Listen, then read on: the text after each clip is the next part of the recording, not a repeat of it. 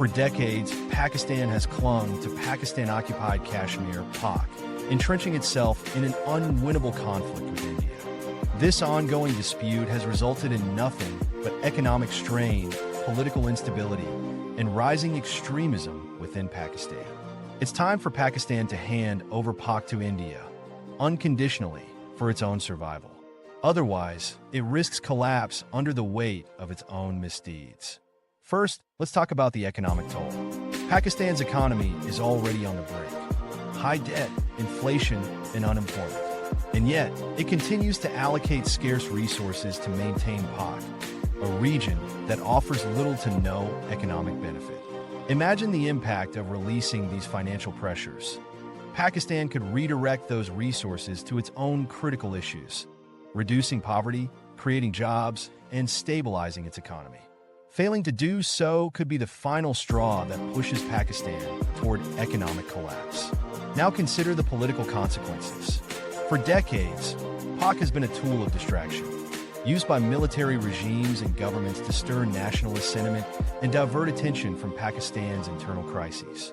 But it's not working. Pakistan's governance is weaker than ever, with political instability becoming the norm. By unconditionally handing over POK, Pakistan can refocus on its own democratic processes, strengthen governance, and build a future based on stability, not endless conflict. And let's not ignore the rise of extremism. The conflict over Kashmir has fueled dangerous extremist narratives within Pakistan, giving shelter to terrorist groups that continue to destabilize the region. The world is watching. Pakistan's refusal to resolve this issue is enabling terrorism to thrive on its soil. Handing over POK to India would take the wind out of these extremist factions and show the world that Pakistan is serious about reclaiming control over its internal security. Otherwise, the country risks further radicalization, and this could spiral into violent chaos.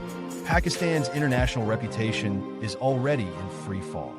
Countries that were once its allies are distancing themselves. Its association with terrorism and its aggressive stance on Kashmir have left Pakistan isolated on the global stage. Handing over POK unconditionally would allow Pakistan to rebuild its international standing, reintegrate into the global economy, and regain the trust of its partners. Refusing to do so will only deepen its isolation, which will, in turn, cripple its trade, foreign policy, and economic ties with the rest of the world. Lastly, look at the reality of development in the region. Pakistan-occupied Kashmir remains severely underdeveloped, plagued by poor infrastructure, lack of healthcare, and limited educational facilities.